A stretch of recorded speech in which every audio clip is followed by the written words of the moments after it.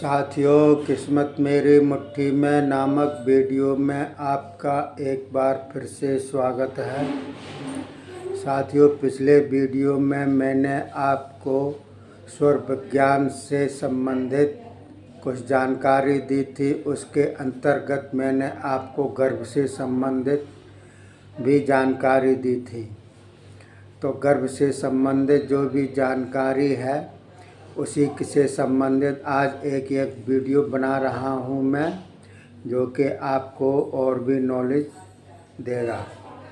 आपको पता होगा, आपने देखा होगा, सुना भी होगा, कुछ स्त्रियां शादी के बाद गर्भ धारण नहीं कर पाती हैं। विशेष रूप से साल, 2 साल, 10 साल तक हो जाते हैं। किसी किसी को जीवन पर्यंत तक गर्भ धारण नहीं हो पाता है। यह स्वर विज्ञान के माध्यम से अगर आप करेंगे तो वह गर्भ धारण कर सकती है। एक होता है बांझपन, वो चीज़ अलग होती है, और एक होता है स्वर विज्ञान के हिसाब से अगर आप करेंगे तो निश्चित रूप से आपको सफलता हासिल होगी। तो देखिए साथियों, मैंने आपको गर्भ से संबंधित किस प्रकार से गर्भ में शिशु किस अवस्था में है, गर्भ धारण करेगा कि नहीं करेगा, या फिर गिर जाएगा शिशु, इस बारे में मैंने आपको जानकारी दी थी। तो देखिए 24 स्वर होते हैं मुख्य रूप से। उसमें भी ज़्यादातर मुख्य रूप से 3 स्वर होते हैं जो मैंने आपको बताए थे। 3 स्वर कह लीजिए या नाड़ियाँ कह लीजिए।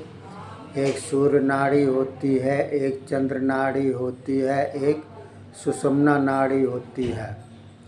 तो जो सूर्य नाड़ी होती है वो गर्म होती है, चंद्र नाड़ी होती है वह ठंडी होती है, और सुषुम्ना नाड़ी न गर्म होती न ठंडी होती है, बीच की होती है। उसमें कोई भी काम आप करेंगे सुषुम्ना स्वर में तो वह कार्य सिद्ध नहीं होगा। तो देखिए, जब किसी पुरुष का सूर्य स्वर चल रहा हो और उसमें सुषुम्ना स्वर आ जाए, सूर्य स्वर प्रभाव हो और सुषुम्ना स्वर चले, उसमें अगर मान लीजिए आदमी संभोग करता है तो उसकी जो संतान होगी वह अपंग होगी, यानी कि अंगहीन होगी। कोई ना कोई एक अंग उसका या तो खराब होगा, एक कमज़ोर होगा या नहीं होगा, और दूसरे वह संतान कुरूप होगी, सुंदर नहीं होगी, किसी से भी मेल नहीं खाएगी और अभागी होगी। जब ऐसी संतान होती है ईश्वर में, तो जिस खानदान में होती है उसको चौपट कर देती है। धन धान्य से चौपट कर देती है, ज़मीन जायदाद से चौपट कर देती है। आपने सुना होगा कि कोई भी अगर औलाद पैदा होती है तो कभी कभी चौपट कर देती है, और कोई कोई औलाद होती है तो पौबारे हो जाते हैं उसको। भले ही वो गरीब घर में पैदा हो, लेकिन उसके पौबारे हो जाते हैं, अर्थात धन दौलत खूब उसके में होती है। तो देखिए, सूर्य प्रवाह में अगर सुषुम्ना नाड़ी में संभोग किया जाए तो कुरूप होगी, अभागी होगी और अंगहीन होगी।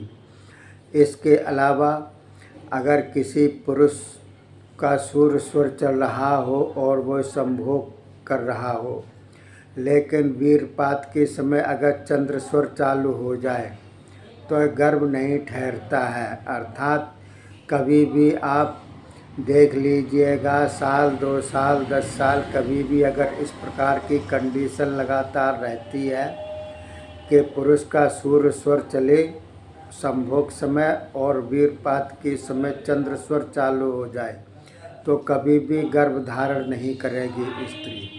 तो इस रूप का आप विशेष रूप से ध्यान रखिएगा। इसके अलावा और भी देखिएगा, मैं आपको वीडियो बना करके दूँगा गर्भ से संबंधित जानकारी। तब तक के लिए इसको नॉलेज में रखिए, शेयर कीजिए, सब्सक्राइब कीजिए। तब तक के लिए धन्यवाद। जय हिंद, जय भारत।